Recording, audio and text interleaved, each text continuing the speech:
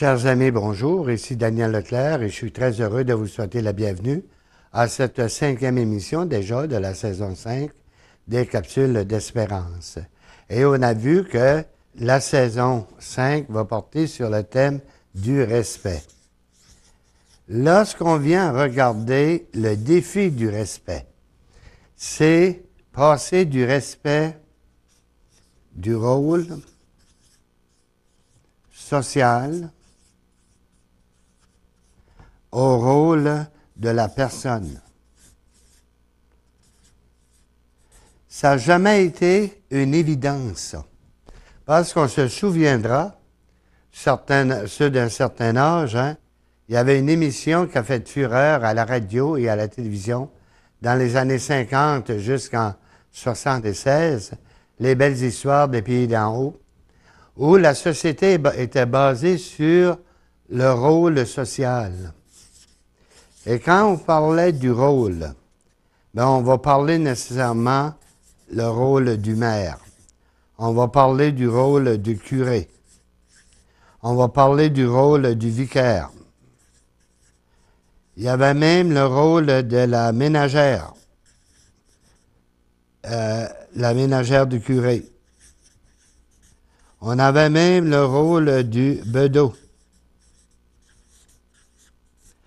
On avait le rôle du père de famille.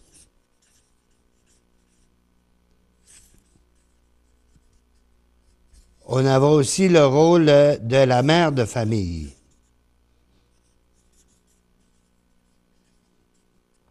On avait même le rôle de la vieille fille. Alors, chacun avait un rôle. On parlait du médecin. On parlait du notaire. On parlait même du quêteux.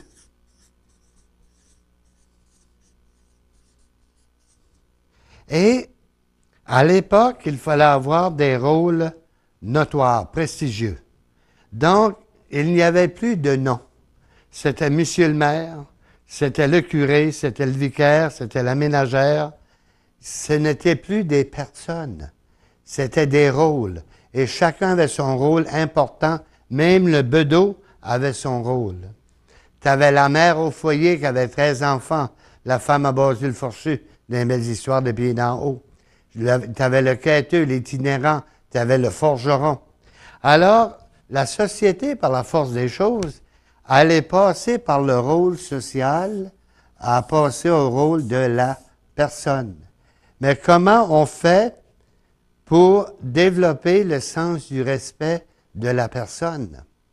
Parce qu'on pourrait dire, oui, c'est un bon médecin, mais il n'est pas un médecin comme l'autre. Et souvent, même dans les rôles qu'on va jouer, quand on va parler du curé, on va l'appeler l'abbé Pierre, l'abbé Mario, on va l'appeler le vicaire, l'abbé Daniel, l'abbé Jacques. On nomme des noms des personnes, des expériences. Souvent, c'était un monde avec une formation. On prenait le cours pour être une ménagère de curé, pour être capable de prendre soin, parce qu'on ne prenait pas soin d'un presbytère de la même manière qu'on était femme de ménage dans une grande famille de 10 et 12 enfants, où il fallait laver la vaisselle, laver le linge, puis prendre soin du bordon. La valeur de la personne était par rapport à ses responsabilités sociales. Alors, il y avait des femmes de ménage parmi les personnes qui jouaient des rôles d'importance. Le curé, le médecin, le notaire, il y avait toujours leurs femmes de ménage, on les identifiait. On n'aurait jamais vu, par exemple, un médecin aller pelleter son entrée de cour, ou un notaire aller balayer l'escalier qui mène. Alors, ça a été un changement qui a été fait, où à un moment donné, il nous faut regarder la personne humaine au-delà de son rôle. Il est plus que son rôle. Puis ici, ça devient important dans une société comme la nôtre, lorsqu'on regarde tout le monde de l'éducation. Aujourd'hui, il y a combien de personnes qui ont une formation en ingénierie, par exemple, mais qui sont sur le chômage? Et peut-être sur le bien-être social, il n'y a pas de travail dans leur domaine. Ce n'est plus valorisant parce qu'un temps, Moi, je me souviens, quand j'étais au secondaire, on prenait le terme anglais « educated bum », un bum éduqué. On va avoir des diplômes plein les murs, mais il n'y aura pas de travail. Ça ressemble drôlement à la réalité d'aujourd'hui. Alors, c'est pourquoi nous sommes obligés, par la force des choses, de regarder au-delà de la formation académique d'une personne pour le regarder comme un individu. Quand j'ai servi la messe du pape Jean-Paul II en 84 au Cap-la-Madeleine, j'étais son porte-mitre. Mais quand tu es capable de regarder l'individu pour qui il est, au-delà de ce qu'il représente, j'avais vraiment l'impression d'être avec un frère, quelqu'un qui était pareil comme moi. Là où il faut tenir compte, c'est que le respect indique nécessairement des droits. Alors, le respect va donner des droits, mais des droits en lien avec son rôle dans la société. Mais aujourd'hui, le respect, ça va être des droits, j'ai envie de dire, conventionnels. C'est-à-dire, c'est en tant qu'être humain que tu as le droit d'avoir un toit sur la tête, de te garder au chaud dans les tempêtes d'hiver, de te mettre à l'abri d'avoir une certaine sécurité sociale. Ça rentre dans le domaine des droits fondamentaux, au-delà du rôle social. Oui, j'ai peut-être un rôle social à partir de mon titre, mais j'ai d'abord un rôle humain. Et la première chose que c'est, le respect de l'Évangile, c'est quoi? L'autre est un autre moi-même. C'est dans ce sens-là que Jésus va dire « Aimez-vous les uns les autres comme moi je vous ai aimés ». C'est de regarder au-delà du rôle, nos responsabilités qui sont très différentes, mais être capable de dire « Il est pareil comme moi-même ». Lorsqu'il est fatigué, il a besoin de se reposer comme moi. S'il a faim, il a besoin de se nourrir comme moi. S'il a soif, il a besoin de s'abreuver comme moi. S'il a des enfants, il a des droits d'amener ses enfants à être heureux, à développer des valeurs sociales pour que tout le monde fasse partie. C'est pas de couper les différences, c'est de mettre l'accent sur ce qu'il y a de pareil. On respire le même air, on partage la même rue, on va partager la même classe. Pourquoi pas les mêmes crayons si on fait un dessin. Ce qu'on appelle le travail d'équipe. Mais l'autre, c'est un pareil de moi-même. Et il n'y a aucune crainte, aucun préjugé, aucune attitude d'orgueil ni d'égoïsme pour faire obstacle à l'établissement d'une société qui veut être fraternelle. Quand on veut une société fraternelle, il faut aller au-dessus des différences.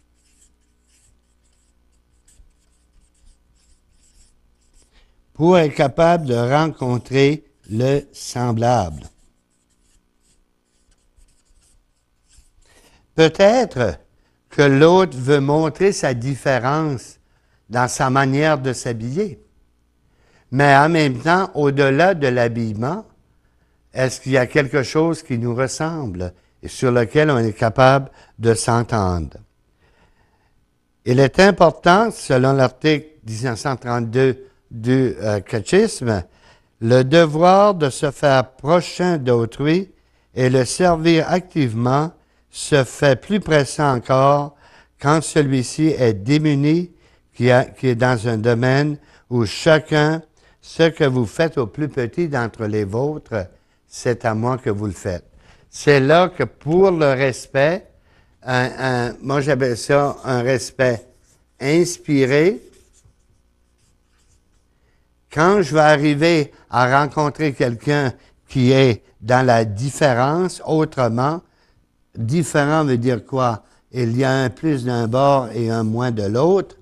Ben, si j'ai des raisons de croire qu'il pourrait être moindre par rapport à ma facilité de parler, lui, il peut peut-être pas articuler ses idées de la même manière que moi je peux le faire.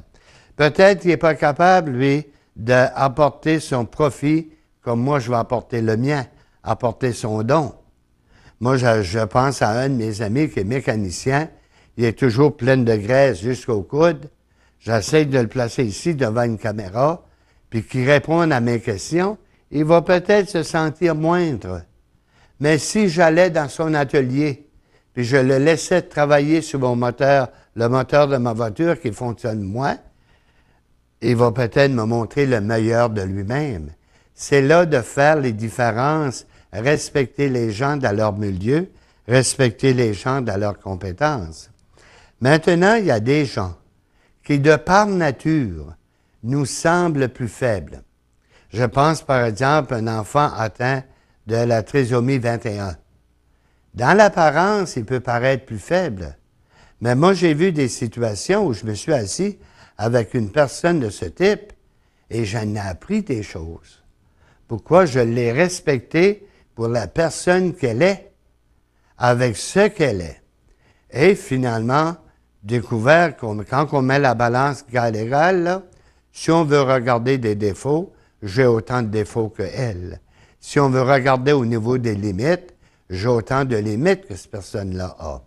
C'est pourquoi, à un moment donné, il faut faire un choix pour dire si quelqu'un paraît être moindre que ce que je suis ou ce que je peux apporter, mais c'est peut-être justement, faudrait peut-être que je me retire un peu puis que je la laisse vivre, que je la laisse parler. Ça rentre dans le respect. Pour essayer d'être à l'écoute de ce qu'elle a à me dire. C'est sûr, si elle rentre dans les préjugés et qu'elle condamne tout le monde, là, à ce moment-là, je peux lui dire discrètement, je veux pas savoir qu'est-ce que tu penses des autres, je veux savoir qu'est-ce que tu vis et qu'est-ce que tu penses de toi-même. Si on me dit, on m'a enlevé ma confiance par rapport à l'avenir, par rapport à ma vie. On m'a dit que j'allais toujours dépendre des services sociaux, puis du bien-être, puis des besoins que les autres vont me donner. Maintenant, qu'est-ce qui te manque pour te faire confiance? C'est peut-être pas un repas de haute gastronomie que tu peux monter, mais peut-être tu peux te faire un repas qui convient à toutes les sources nutritives et te garder en santé, même si ce n'est pas comparable à ce que les autres font. Ce qui est important à tenir compte, c'est il y a une dimension, la libération dans l'esprit de l'Évangile est toujours incompatible à la haine de l'ennemi en tant que personne, mais non la haine du mal. Ici, c'est important. Tu vas avoir l'individu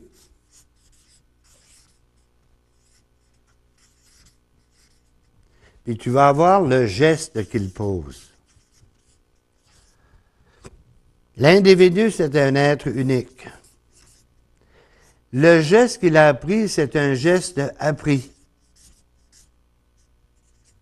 On lui a appris, si tu veux vraiment dire ce que tu as à dire, commence par une gifle sur sa bouche, puis là, il va se réveiller, puis il va t'écouter.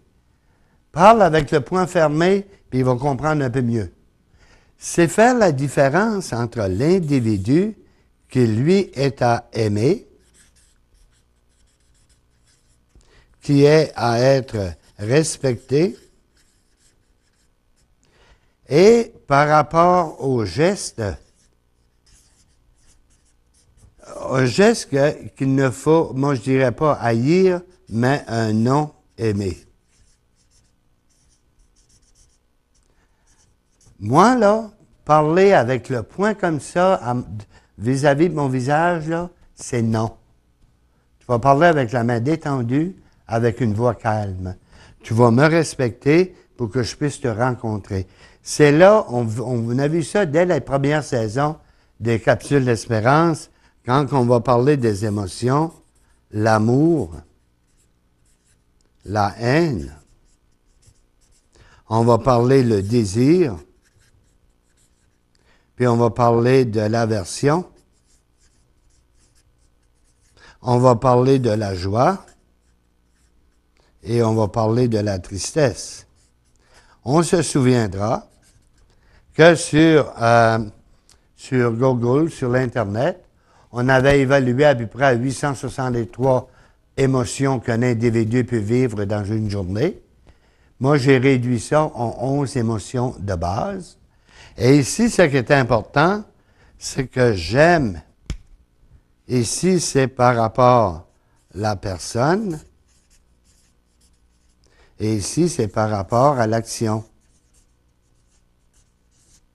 Alors, j'aime la personne, mais j'haïs ce qu'elle fait. Je désire d'être avec la personne, mais j'ai horreur quand elle pose tel geste. Par exemple, elle insulte tout le monde, puis elle dit que c'est moi qui le dis. Je pourrais avoir de la joie d'être avec la personne, mais j'ai une tristesse par rapport à l'action. Alors, c'est pour ça que dans la spiritualité, comme valeur spirituelle et le respect, c'est de distinguer la personne du geste qu'elle fait. De sorte que quand je vais l'approcher, moi, je vais lui dire, je t'aime beaucoup, mais je ne te reconnais pas dans le geste que tu poses. Es-tu capable de revoir le geste que tu poses? Pour être capable de le faire autrement, pour ne pas faire de mur. C'est ça le respect envers les autres. Tu as les raisons valables pour poser le geste. Mais si ce n'est pas moi qui t'ai amené à poser le geste, à développer ce réflexe-là, donc tu ne dois pas m'imposer cette manière de faire à moi. Il faut que tu fasses la part des choses. À un moment donné, quelqu'un qui me regarde et dit « Oui, mais tu es un curé, puis un tel curé a fait telle affaire. Oui, mais le tel curé, c'est pas moi. Alors, dissocie-moi des gestes que tu n'aimes pas d'un tel curé pour être capable de regarder Daniel, la personne qui est devant toi, la personne qui est animée de l'Évangile et qui lui dit « Aime ton prochain comme toi-même. » Mais si je dois t'aimer comme m'aimant moi-même, il me faudrait que je te reconnaisse comme un autre moi-même. Et à ce moment-là, qu'est-ce que je fais pour rentrer dans ce giron-là, dans cette manière de faire-là? Ça se peut-tu que la manière de t'habiller fait tellement de différence que j'oublie qu'en dessous le vêtement, il y a un homme pareil comme moi. Ce qui est important ici à tenir compte, c'est toujours le vœu, une promesse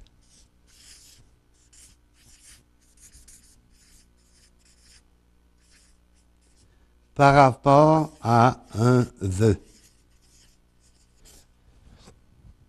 C'est-à-dire qu'à un moment donné, si je fais des promesses puis je ne les tiens pas, à ce moment-là, si je suis tenu pour quelqu'un qui ne respecte pas la parole que je donne, je vous ai promis au printemps 2015 qu'il y aura une capsule numéro 5 à l'automne 2015. Je suis en train de le réaliser pour vous et avec beaucoup de bonheur. Mais si je faisais la promesse, et vous l'avez entendu, mais je ne le réaliserai pas, à ce moment-là, il arrive un problème qu'on va appeler le blasphème. Le blasphème a quelque chose d'original.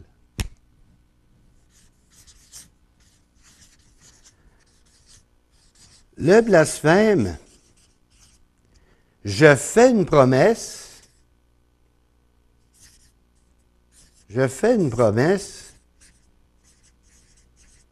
mais je n'ai pas l'intention d'y obéir. Alors, qu'est-ce qui arrive? Je jure. Jurez-vous de dire la vérité, toute la vérité, rien que la vérité? Je le jure. C'est la promesse que je fais. Là, on a un avocat qui va m'interroger, ça va bien aller, je semble rester dans ma promesse. Finalement, là, on arrive avec un autre dilemme. Le contre-interrogatoire est en train de montrer que je n'ai pas dit la vérité pantoute. Que je l'ai fauché, je l'ai fourvoyé, je l'ai tourné à ma manière. Et c'est là, à un moment donné, qu'on va arriver au blasphème. Et ici, ça va être, quand on blasphème, c'est un non-respect.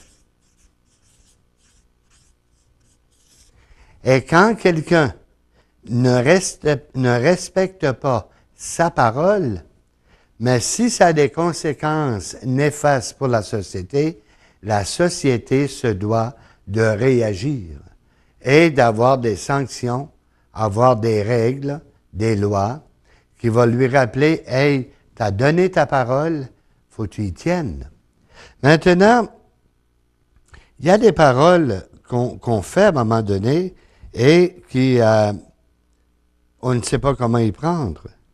Si on regarde la promesse, des promesses à Dieu, on en fait. Quand il arrive le baptême, on fait baptiser un enfant. On fait la promesse à Dieu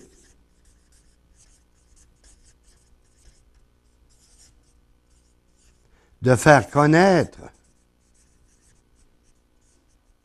Dieu à l'enfant.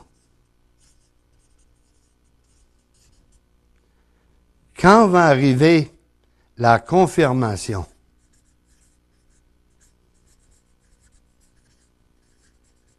l'enfant fait lui-même la promesse de vivre les valeurs,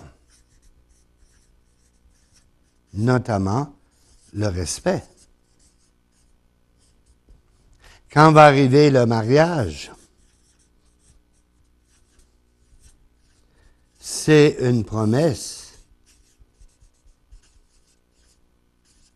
d'un amour à deux, un amour au carré.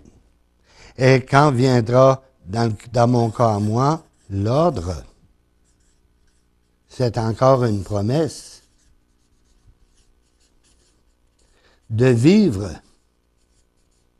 la personne du Christ.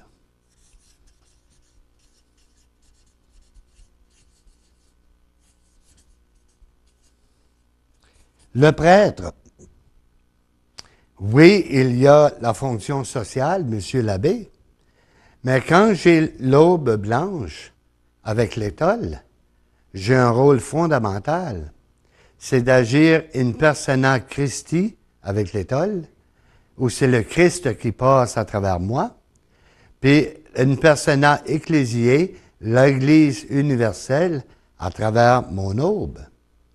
Mais ça veut dire, ce sont des grosses promesses. Mais si à un moment donné, les parents arrivent puis font baptiser un enfant, puis lui qui baptise demande, allez-vous les faire grandir dans les valeurs chrétiennes, puis ils disent oui. Mais quand il arrive à la première communion, et de toute évidence, l'enfant ne sait pas faire son signe de croix, et je regarde par exemple, comme j'ai vu à Québec, où juste pour préparatoire à la première communion, c'est une catéchèse de 2 ans. Mais à ce moment, pour que l'enfant apprenne qu'est-ce que Jésus, est-ce qu'il y aurait eu un blasphème par rapport à une parole que je veux donner, mais dans le fond, je ne la défends pas plus que ça. C'est pas une priorité à ce moment-là. Comme ça arrive à la confirmation, l'enfant devant l'évêque dit oui, moi je fais la promesse de vivre les valeurs chrétiennes que j'ai apprises, mais le fait-il? Là, on arrive ici, y a-t-il un blasphème? Et le mariage, on va se marier, puis si ça ne fait pas, on se sépare. Y a-t-il un blasphème au point de départ? Quand j'étais autour de la table où je suis actuellement, là où je demeure, j'ai plusieurs confrères prêtres qui sont en paroisse. C'est à Québec. Et un jour, j'avais posé la question, comment ils voient le blasphème? Puis eux autres, le blasphème, c'était beaucoup plus une parole. C'est un sacre qu'on utilise dans l'Église avec le maudit devant. Alors que le blasphème, Ça peut être aussi un affront. On va voir, par exemple, quand Jésus va dire « Je suis le Fils de Dieu », le grand synodrin va dire « Tu as blasphémé », puis il déchire son linge pour dire quoi? « Tu te mets égal à Dieu ». C'est inconcevable. Pour eux, c'est un blasphème. Et moi, j'avais demandé, pour quelle raison, dans la culture québécoise, le sacre est si populaire? Et j'ai aimé une réflexion que quelqu'un avait dit, d'un âge certain, qui se rappelait, lui, que l'Église était tellement oppressante, imposante, qui contrôlait tout dans la maison, y compris le nombre d'enfants dans la chambre à coucher, que ça devenait une manière de riposter contre l'Église comme autorité suprême. On va sacrer. Il ne nous arrêtera pas de sacrer à notre manière. Et on se souviendra du comédien Tex Lecor, qui est Noël au camp, où on voit un bûcheron le 24 décembre, puis là, il réalise là, qu'il va avoir la messe de minuit au village, puis lui, il ne sera pas non plus avec les autres, puis il décide de parler d'un cœur à cœur avec son Jésus dans le bois, dans le camp. Puis qu'il va dire, tu sais, Jésus, tu vas nous pardonner, hein, parce qu'on a appris à jurer avant de marcher. Aujourd'hui, est-ce que cette manière de faire, est-ce que c'est encore un signe de revendication où l'Église s'impose plus, elle propose? Elle propose une manière, en autant qu'on assume notre responsabilité, d'intégrer le respect dans notre manière de vivre. Pas juste dire, je te respecte dans ta manière de penser, mais je ne te condamner. Je ne te condamne pas. Savez-vous ce que ça veut dire, ça? Oui, oui, je suis bien d'accord avec toi.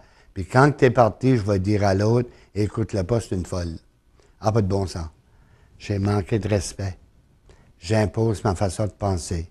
Est-ce que c'est une manière qu'on doit reviser pour être des chrétiens en 2015, des chrétiens du troisième millénaire qui est appelé à accueillir d'autres valeurs religieuses dans un monde d'immigration? Je vous souhaite une excellente semaine. Prenez le temps d'y penser. Le respect, est-ce que c'est un jeu de mots ou une attitude à développer? Je vous rappelle, les coffrets sont disponibles des 4 premières saisons, là où c'est disponible. Appelez ici, on vous dira où vous pouvez vous les procurer. Bonne semaine. Cette nouvelle saison de Capsule Espérance a été financée grâce à la vente des coffrets DVD. Pour vous procurer les coffrets des saisons précédentes, contactez-nous à info@tvdl.tv.